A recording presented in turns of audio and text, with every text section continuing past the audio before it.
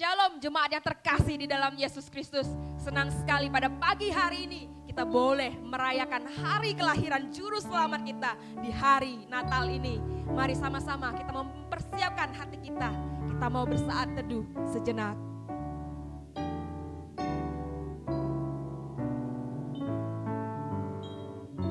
Sebab seorang anak telah lahir untuk kita. Seorang putra telah diberikan untuk kita.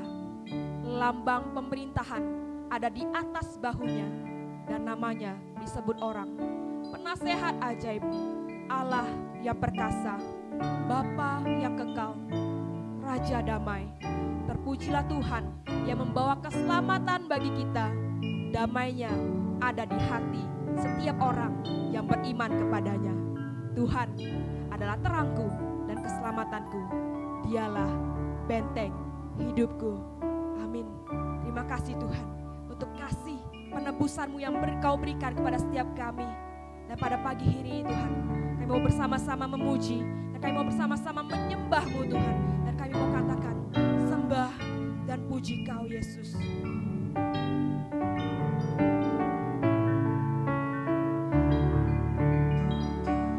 Tuhan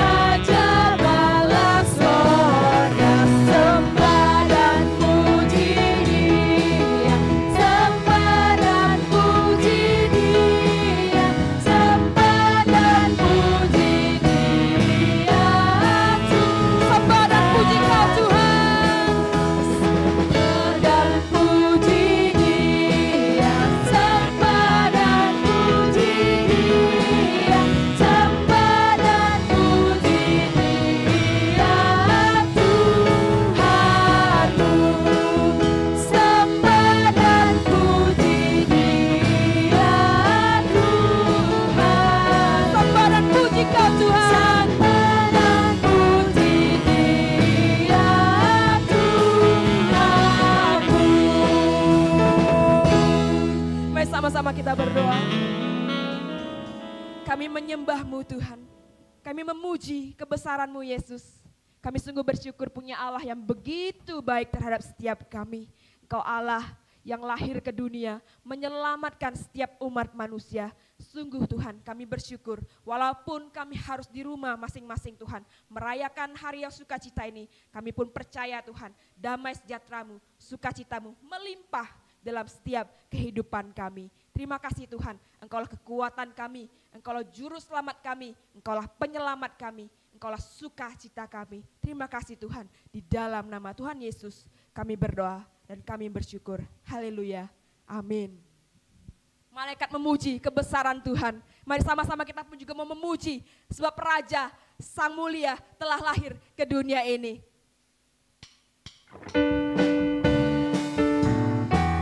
Mulia bagimu Sang Raja. Dengar malak memuji, mulia bagi Sang Raja, damai dan sejahtera turun ke dalam dunia. Bangsa-bangsa bangkitlah dan bersoraklah serta langit bumi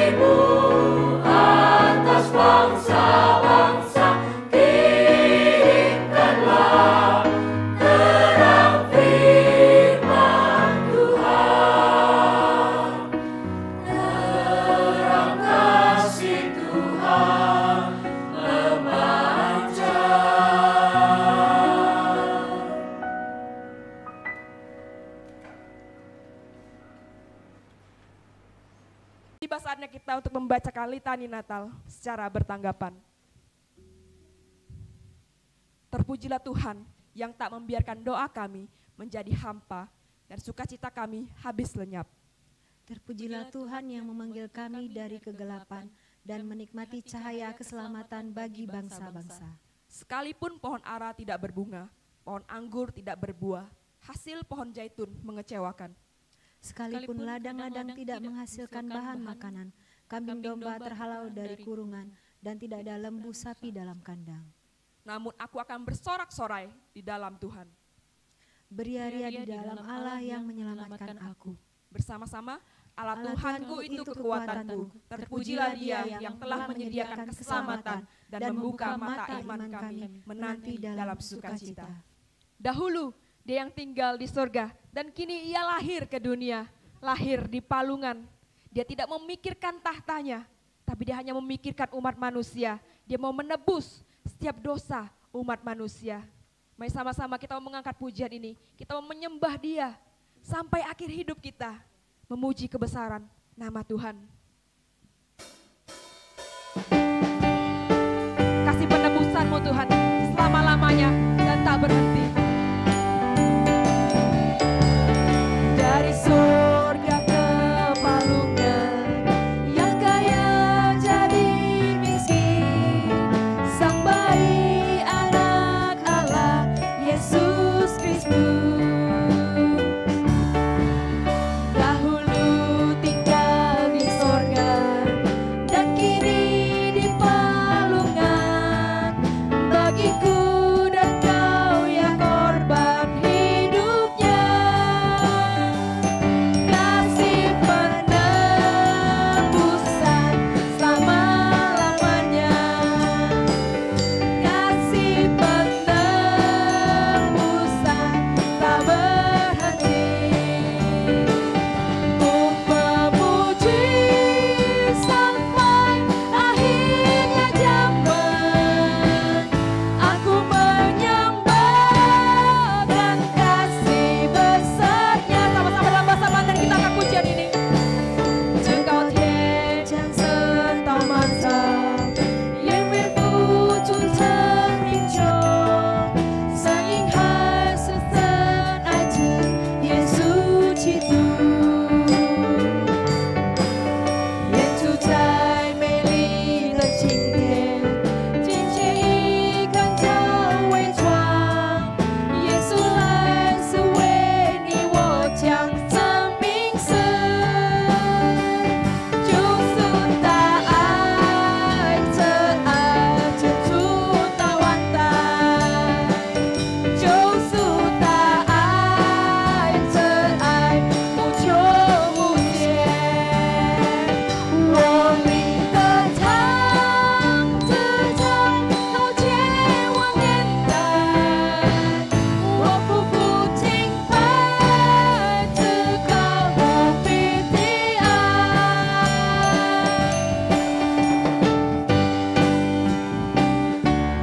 Ya Allah yang Maha Pengasih, tak seorang mengenal Dia, tapi kita mengenal Dia. Ya Allah Maha Pengasih, tak seorang mengenal Dia. Yesus anak manusia, Kristus Tuhan, yang mencariku yang sesat, kasih-Nya menyentuhku. Sang Bayi Yesus penguasa hidupku. Kasih penebusan-Mu Tuhan, kasih penebusan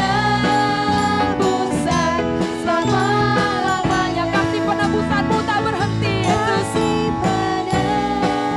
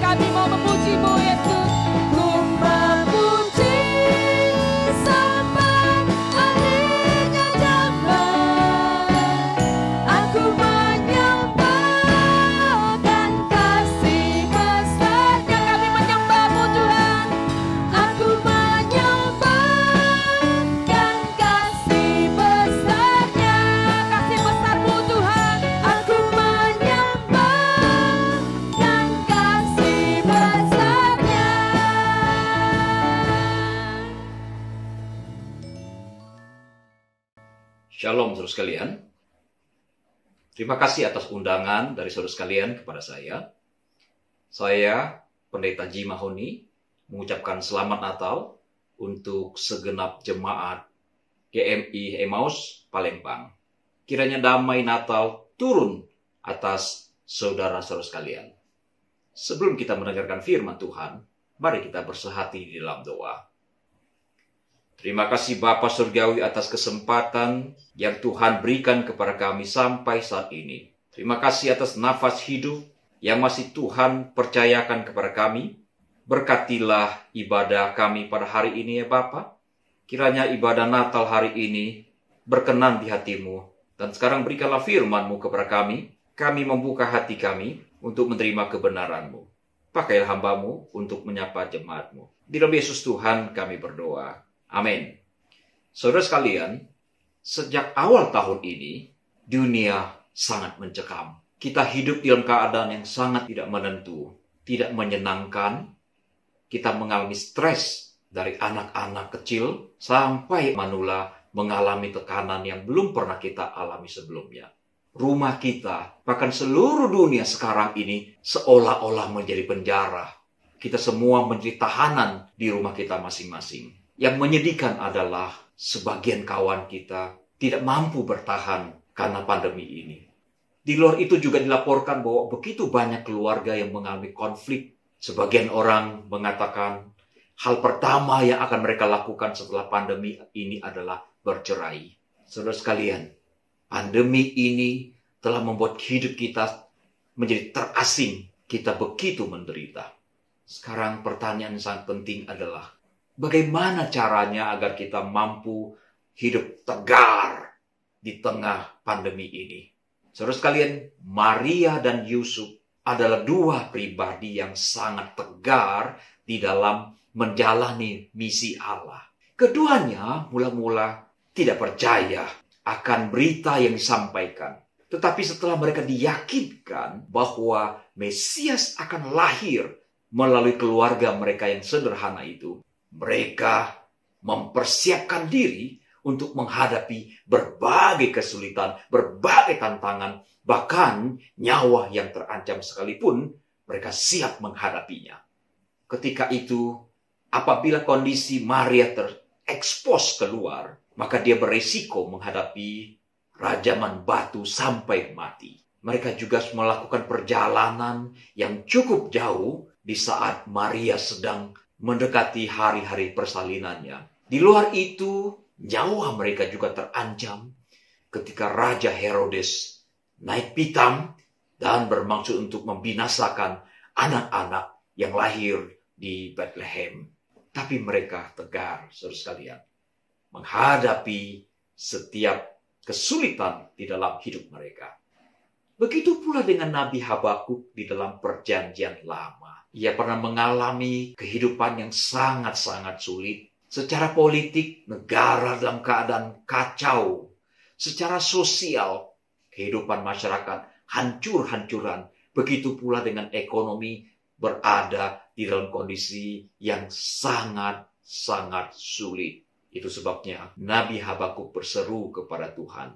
Setelah itu Tuhan memberikan visi kepada Nabi Habakuk dan memberitahukan kepadanya bahwa orang fasik, termasuk bangsa-bangsa fasik, itu akan dihukum oleh Tuhan. Sementara itu Tuhan juga memberitahukan bahwa orang yang benar itu akan hidup oleh karena percayanya. Demikianlah Habakuk mengetahui bahwa Tuhanlah penolongnya. Habakuk sadar bahwa Tuhan adalah keselamatan sekaligus kekuatannya. Sejak itu, hidup yang penuh dengan keluh kesah itu telah berubah menjadi sukacita yang besar. Kondisi yang dialami oleh Nabi Habakuk belum berubah. Bahkan bangsanya tidak lama kemudian akan diserang oleh bangsa-bangsa kafir. Ekonomi pun belum pulih, bahkan dalam kondisi yang terparah pada waktu itu.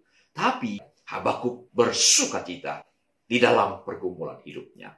Ia berkata seperti ini.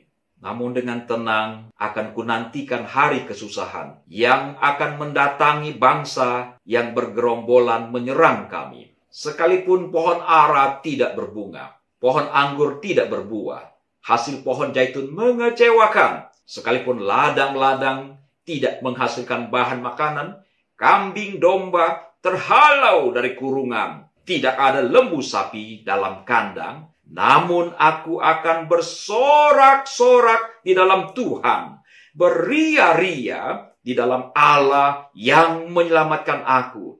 Allah Tuhanku itu kekuatanku. Ia membuat kakiku seperti kaki rusa. Ia membiarkan aku berjejak di bukit-bukitku. Saudara lihat, di dalam kondisi yang sangat-sangat mencekam, sangat sulit, dan dihadapi itu dengan penuh sukacita. Di dalam perjanjian baru kita juga belajar bagaimana jemaat-jemaat yang berada di Makedonia, yaitu jemaat Filipi, Tesalonika, Berea, dan beberapa jemaat yang tidak diketahui namanya, sekalipun mereka berada di dalam berbagai-bagai kesulitan, hidup yang terancam, dan mereka berada dalam keadaan sangat-sangat miskin, tapi Paulus berkata bahwa sukacita mereka meluap. Demikian kata Paulus. Saudara-saudara, kami hendak memberitahukan kepada kamu tentang kasih karunia yang dianugerahkan kepada jemaat-jemaat di Makedonia. Selagi dicobai dengan berat dalam berbagai penderitaan, sukacita mereka meluap. Dan meskipun mereka sangat miskin, namun mereka kaya dalam kemurahan. Saudara-saudara sekalian, kalau kita berada di dalam berbagai penderitaan dan sangat kekurangan karena sangat miskin, bagaimana respon kita? Secara natural, kita akan mengeluh, kita akan protes, kita akan mengalami kekecewaan, tawar hati, stres, depresi, dan sikap-sikap negatif yang lain lagi.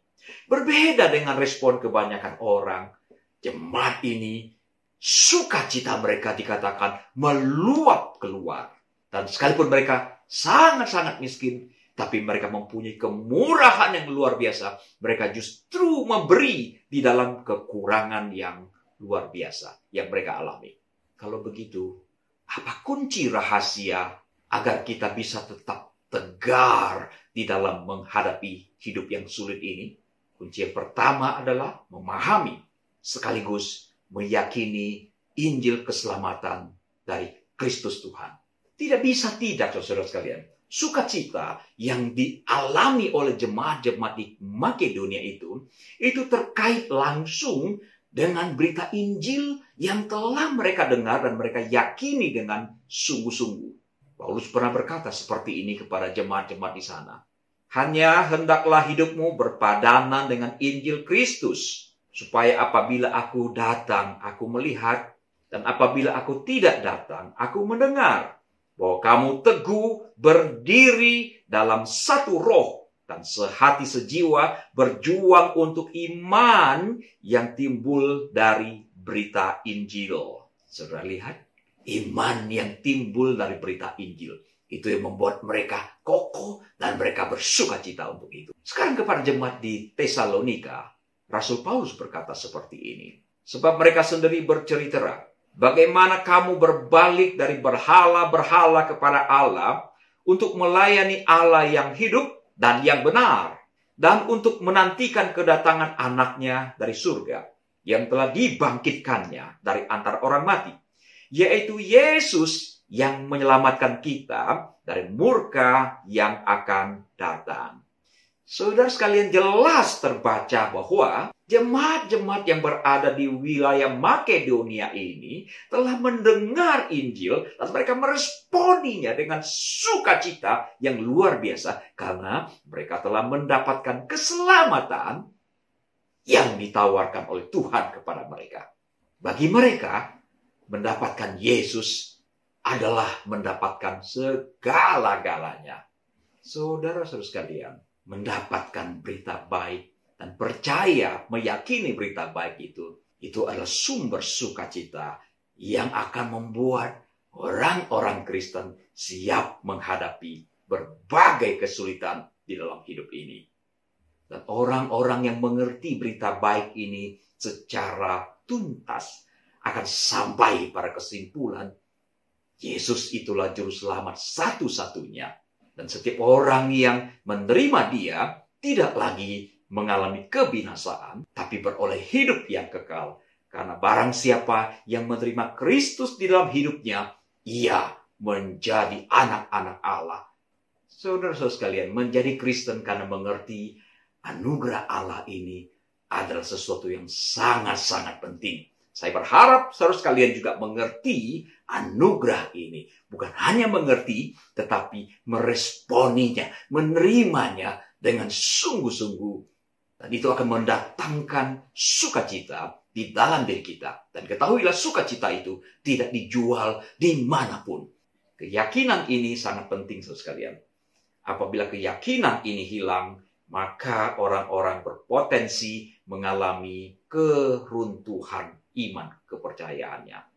Peristiwa kelahiran Yesus menimbulkan sukacita yang luar biasa kepada para gembala. Malaikat berkata, "Aku memberitakan kesukaan besar untuk seluruh bangsa. Hari ini telah lahir bagimu juru selamat."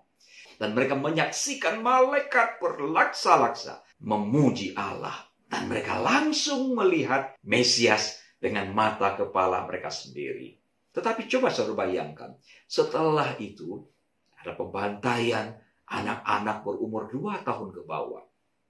Dan seandainya gembala-gembala itu juga mempunyai anak-anak yang berumur 2 tahun ke bawah, dan kemudian anak-anak mereka ikut menjadi korban, apakah mereka akan tetap bersuka cita?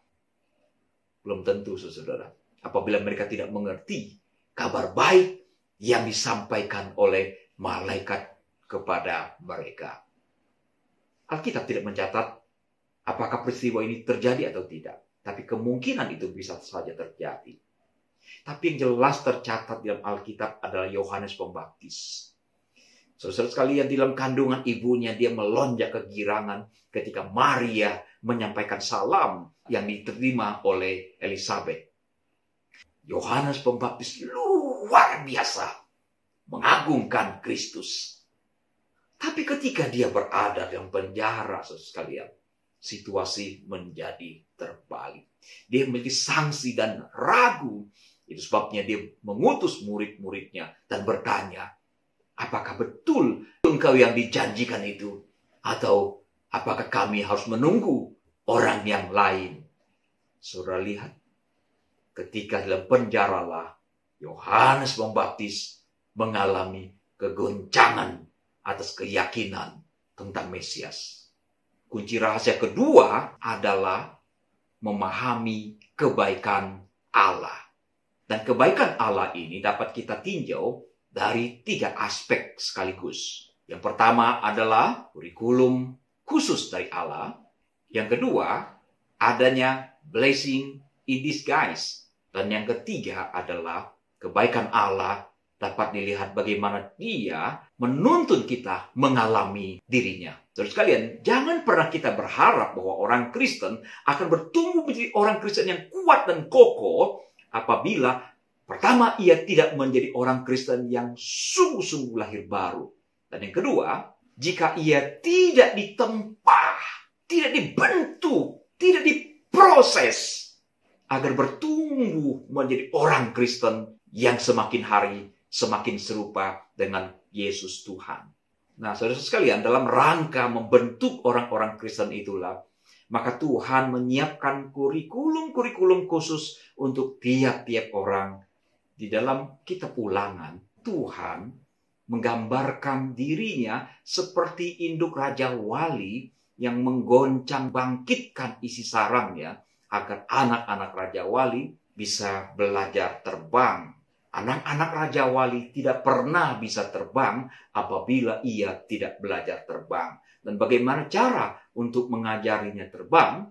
Maka induk Raja Wali perlu mengobrak-abrik sarangnya agar anak-anak Raja Wali yang sudah siap untuk belajar terbang itu jatuh dan mulai mengepakkan sayapnya.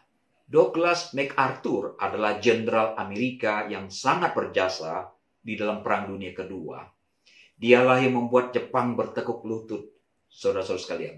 Jenderal yang hebat ini membuat sebuah makalah dengan judul Doa Seorang Ayah. Ia berkata seperti ini, Tuhan, Saya mohon kepadamu, jangan berikan kelancaran kepada anak saya. Biarlah ia mengalami kesulitan-kesulitan yang besar. Biarlah ia mengalami topan-topan yang menakutkan. Biarlah ia melalui ombak-ombak yang menderu, yang hampir menenggelamkannya. Namun saya mohon, biarlah di tengah-tengah angin topan yang besar, ia bukan saja tidak tenggelam, melainkan dapat menolong mereka yang tenggelam. Peliharalah dia, supaya ia dapat mengasihi engkau dengan hati nurani yang murni, dan dapat menolong orang lain sampai ia meninggal. Maka barulah saya dapat berkata bahwa saya puas menjadi ayah dari anak itu.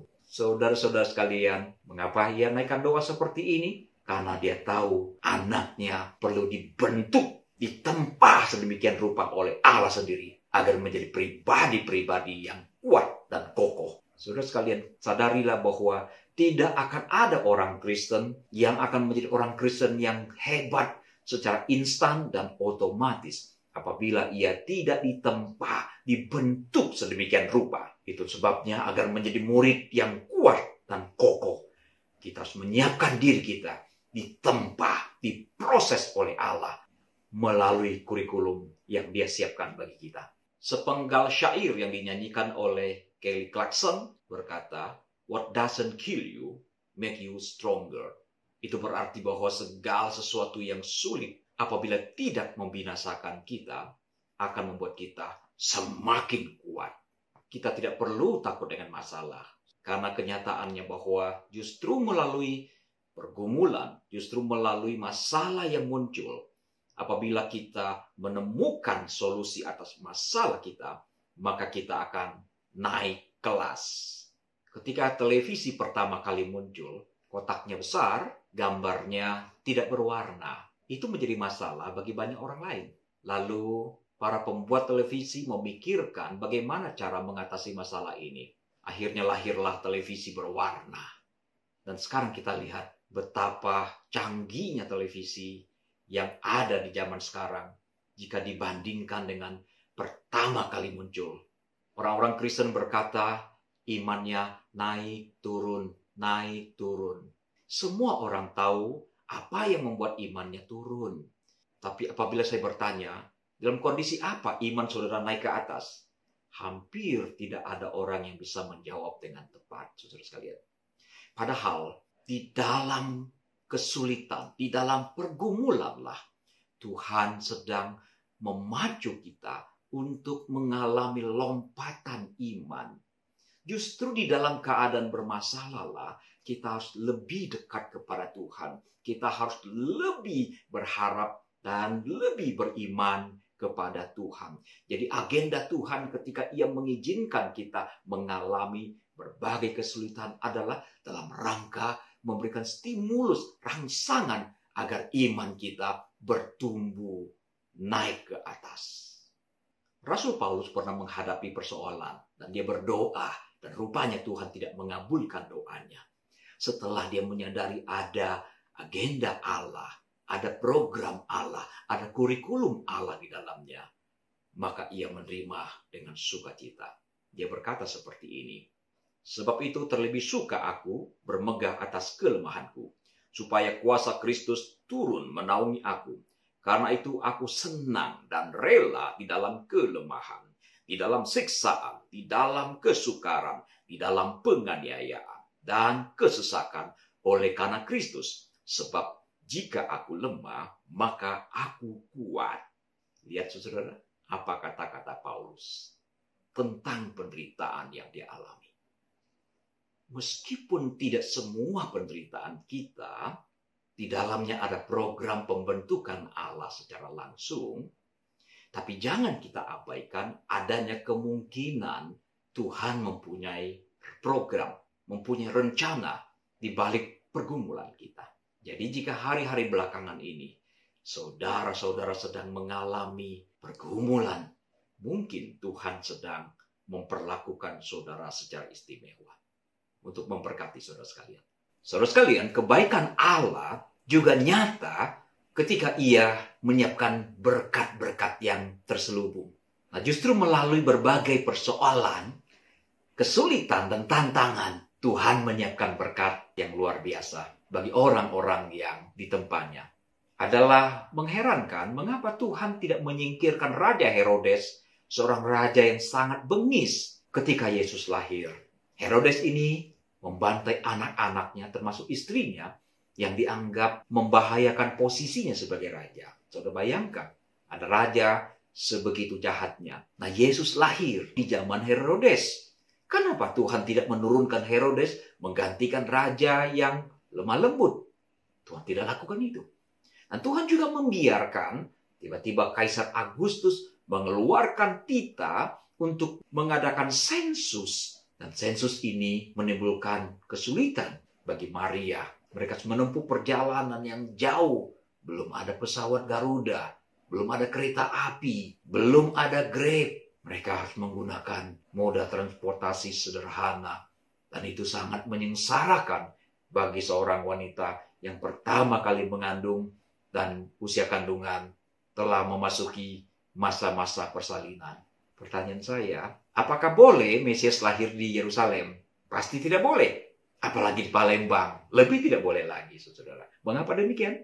Karena dalam perjanjian lama, Allah sudah berjanji tempat kelahiran Mesias adalah di Bethlehem. Lebih kurang 10 km dari Yerusalem. Dan kalau Mesias lahir di Jakarta, itu bukan Mesias yang dijanjikan. Dan ketahuilah, Yusuf dan Maria yang bermukim di Nazaret tidak mungkin akan datang ke Bethlehem kalau tidak ada sensus ini. Karena jaraknya lebih kurang 170 km. So, sekali mengapa Tuhan tidak mencegah orang-orang Majus datang kepada Herodes? Dan justru mau mengingatkan mereka untuk tidak kembali kepada Herodes setelah Herodes tahu ada raja orang Yahudi lahir di dalam wilayah kekuasaannya. Ini seolah-olah sudah terlambat. Bukankah lebih baik dari awal Tuhan mengingatkan para Majus untuk tidak sekali-kali datang kepada Raja Herodes? Sepertinya skenario ini menjadi berantakan, padahal tidak. Justru melalui kesalahan-kesalahan yang fatal seperti ini, berbagai nubuat dalam perjanjian lama menjadi nyata adanya.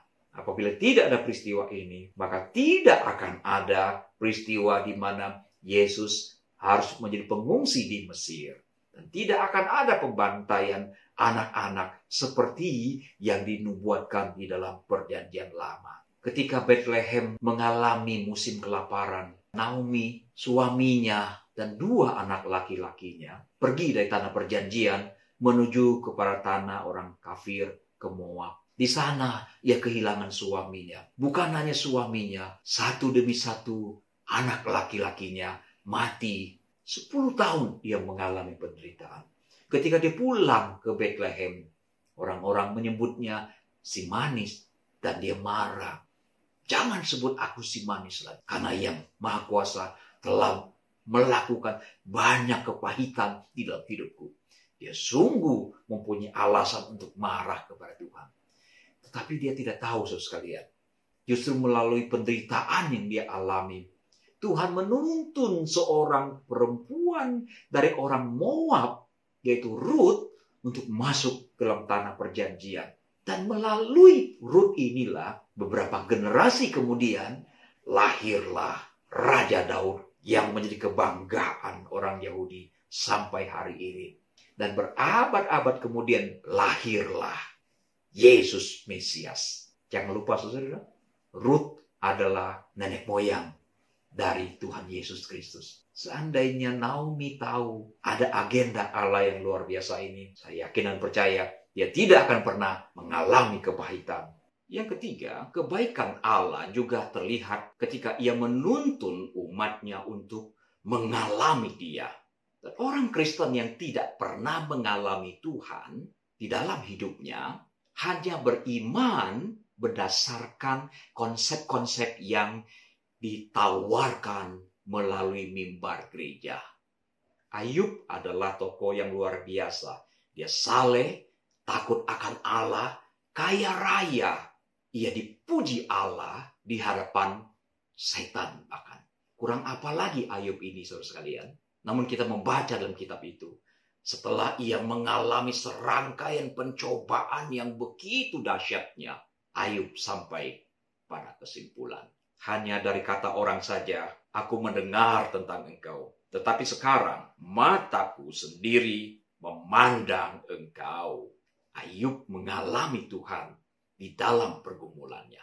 Ketika Lazarus sakit keras, Maria dan Marta mengirim pesan kepada Yesus. Mendengar itu, Yesus sengaja tinggal 2 hari lagi di tempat dia berada. Akibat penundaan itu, Lazarus meninggal. Dan ketika Yesus tiba di kediaman Lazarus, Marta berkata, "Guru, seandainya engkau ada di sini, tentu saudaraku tidak akan mati." Saudara sekalian, kalau Yesus muncul pada waktu Lazarus sakit, mereka hanya akan mengalami bahwa Yesus adalah seorang penyembuh. Tetapi karena Lazarus mati, bahkan telah dikuburkan selama 4 hari, Maria dan Marta mengalami bahwa Yesus adalah Tuhan yang sanggup membangkitkan orang yang telah mati. Terkadang Tuhan memang menunda menjawab doa kita agar kita bisa melihat dan mengalami Tuhan lebih dalam lagi. Jika saudara-saudara sedang bergumul, jangan lupa dengan kebenaran ini, saudara sekalian. Dan jangan bersikap seperti Yohanes Pembaptis ataupun Rabi Yahudi bernama Harold Kushner. Dia seorang rabi yang mempunyai 6 gelar doktor. Satu saat anaknya menderita sakit dan tidak tersembuhkan penyakitnya, Kushner berkesimpulan bahwa Allah memang maha baik, maha kasih, tapi dia tidak maha kuasa. Jelas Rabi Yahudi ini gagal memahami siapakah Tuhan di dalam pergumulannya. Kunci ketiga, jangan khawatir. Orang Kristen dilarang khawatir oleh Tuhan Yesus. Mengapa saudara sekalian? Pertama, karena kekhawatiran tidak berguna, kata Tuhan Yesus. Bahkan kekhawatiran itu akan membuat hidup kita terpuruk dan cepat mati. Yang kedua, menurut penelitian, 90% kekhawatiran kita itu tidak akan menjadi kenyataan. Untuk apa kita khawatir untuk sesuatu yang tidak akan menjadi kenyataan? Tapi bagaimana kalau yang 10% menjadi kenyataan? Jangan lupa, anugerah Allah cukup ketika kekhawatiran kita menjadi kenyataan. Mengapa demikian? Firman Tuhan berkata, pencobaan-pencobaan yang kamu alami ialah pencobaan-pencobaan biasa yang tidak melebihi kekuatan manusia. Sebab Allah setia, dan karena itu Ia tidak akan membiarkan kamu dicobai melampaui kekuatanmu. Pada waktu kamu dicobai, Ia akan memberikan kepadamu jalan keluar, sehingga kamu dapat menanggungnya. Saudara lihat, pergumulan yang kita alami adalah pergumulan yang biasa, yang tidak akan melampaui kekuatan kita. Dan itu bersifat temporel. Tidak ada badai abadi di dunia ini. Badai pasti akan berlalu. Walaupun memang ada orang tertentu mengalami penderitaan yang tidak ada solusinya. Misalnya mengalami kebutaan, kelumpuhan total. Tapi jangan lupa, Tuhan di dalam firman yang lain menjanjikan kekuatan seperti yang diakui oleh Nabi Habakuk maupun Rasul Paulus. Segala perkara dapat kutanggung di dalam Dia yang memberikan kekuatan kepadaku. Sekarang para ahli psikologi menemukan istilah adaptasi hedonisme. Adaptasi hedonisme berarti bahwa baik kesenangan maupun kesusahan yang terjadi di dalam diri manusia itu akan cepat kembali ke titik awal. Artinya apabila seseorang mendapatkan sesuatu dan dia mengalami kesenangan yang luar biasa, kesenangan itu akan segera kembali ke titik awal. Begitu pula dengan orang yang mengalami kesusahan, ia akan segera kembali ke titik awal sebelum ia mengalami kesusahan. Itulah kehebatan manusia beradaptasi dengan kondisi yang dialaminya. Dengan demikian, saudara, kalau 10% itu menjadi kenyataan, kita tetap tidak perlu khawatir. Jadi benarlah apabila Tuhan Yesus melarang orang Kristen untuk khawatir.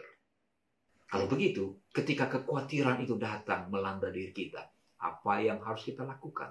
Saudara sekalian, saya menggambarkan kekhawatiran dan diri kita adalah seperti indikator check engine di mobil kita. Apabila mesin mobil kita ada masalah, maka lampu indikator check engine akan menyala.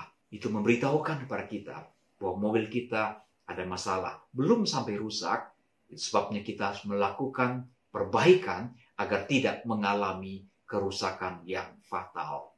Apabila saudara-saudara sedang membawa mobil dengan kecepatan tinggi, tiba-tiba saudara teringat bahwa ban mobil sudah tidak bagus lagi. Muncul kekhawatiran dalam diri saudara, bukan? Nah, kalau saudara-saudara mulai khawatir seperti itu, lakukanlah sebuah langkah antisipatif.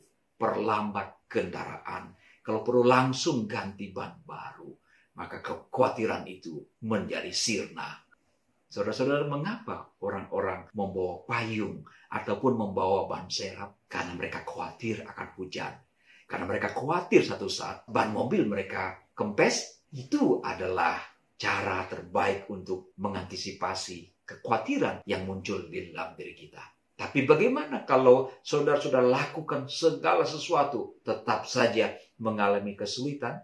Nah, itu sudah menjadi urusan Tuhan. Itu sudah menjadi domain Tuhan. Biarkan Tuhan bekerja sesuai dengan keinginan Dia. Kunci rahasia keempat adalah memahami teologi kematian dengan baik dan benar. Saudara sekalian, kekhawatiran selalu terkait dengan hal-hal yang negatif. Tidak pernah ada orang yang khawatir terhadap hal-hal yang baik dan yang positif. Dan puncak dari kekhawatiran bahkan ketakutan dari semua manusia adalah kematian. Bagi sebagian besar orang Tionghoa, jangankan mati dalam pengertian sebenarnya, angka 4 saja mereka sudah pada ketakutan. Qin Shi Huang, Kaisar Tiongkok yang pertama, adalah orang yang takut dengan kematian. Ia mengalami thanatofobia, orang yang mengalami ketakutan terhadap kematian yang berlebih-lebihan.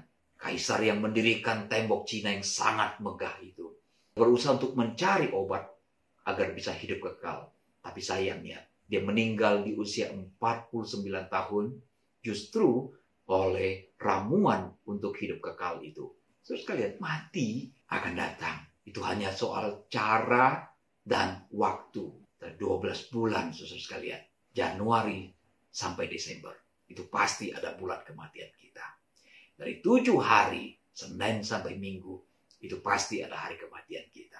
Satu saat. Kematian adalah sebuah kepastian.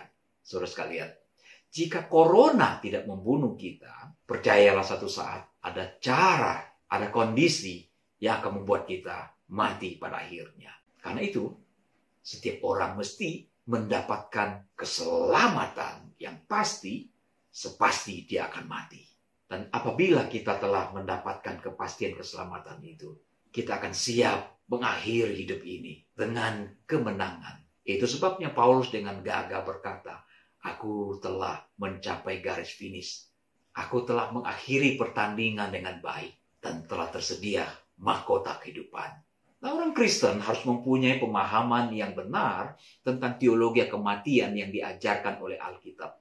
Saudara-saudara sekalian, sebab Alkitab justru mengajarkan bahwa kematian sesuatu yang sangat positif, indah bagi orang yang sudah menjadi murid-murid Tuhan. Karena kematian adalah keuntungan. Orang-orang datang menghadap kepada Kristus, boleh beristirahat dari segala jerih lelah.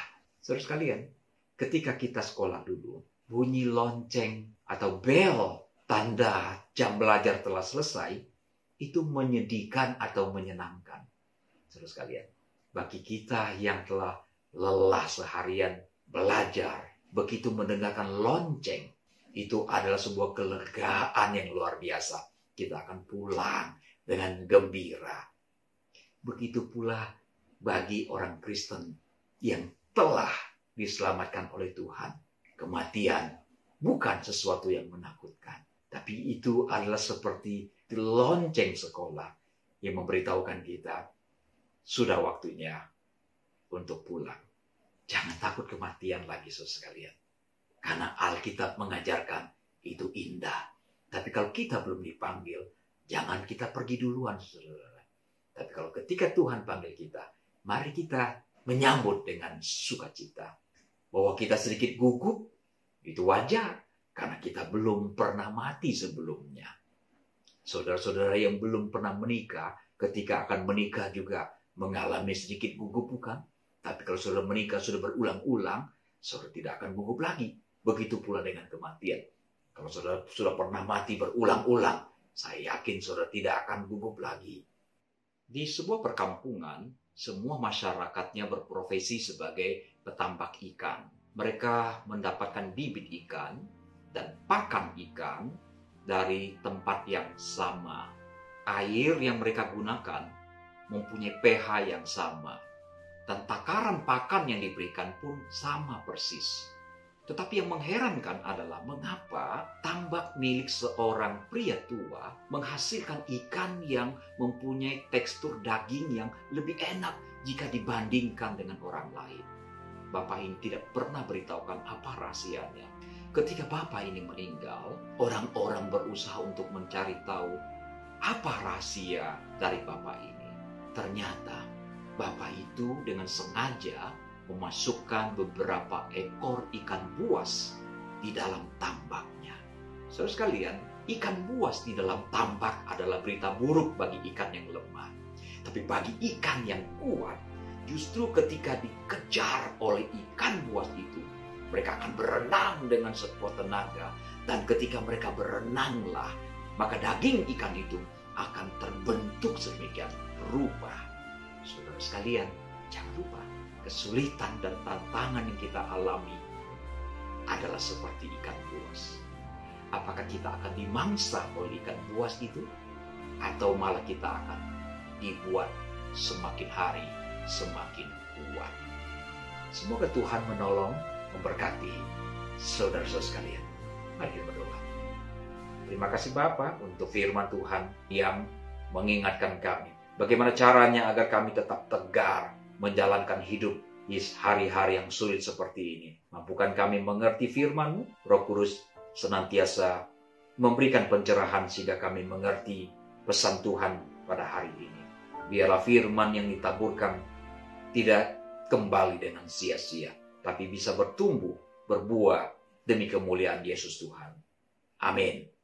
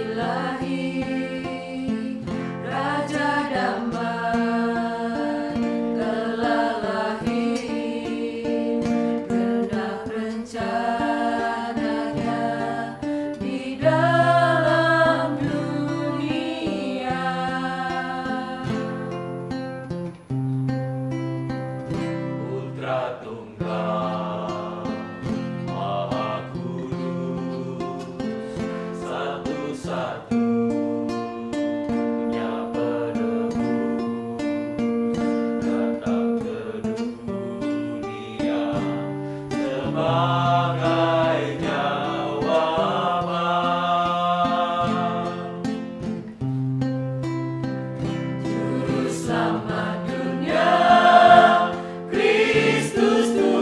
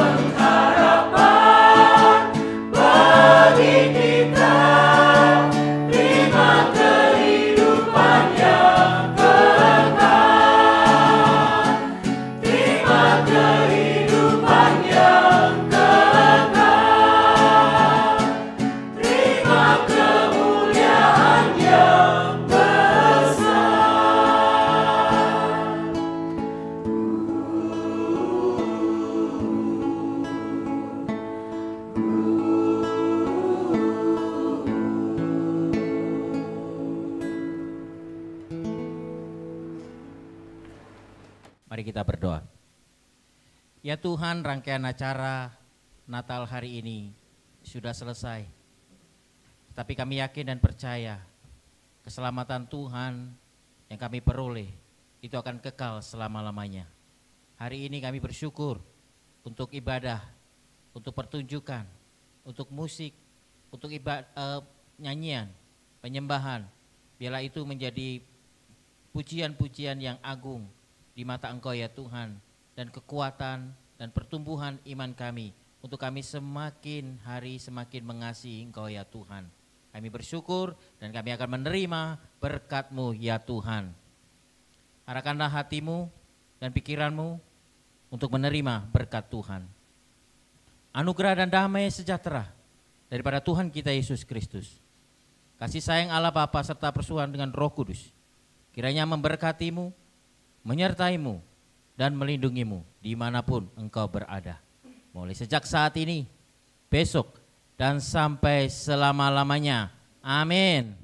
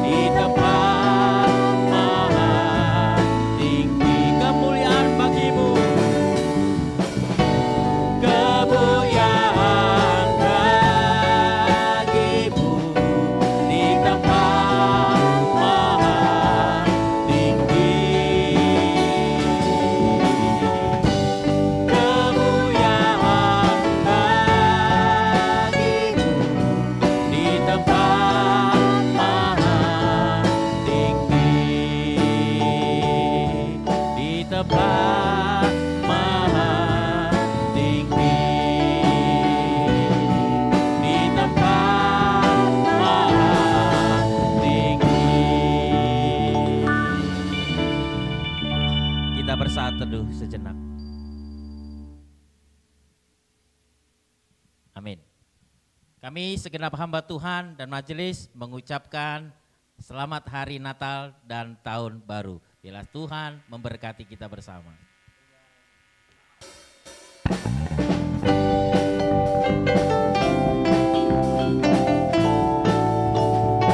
Selamat hari Natal.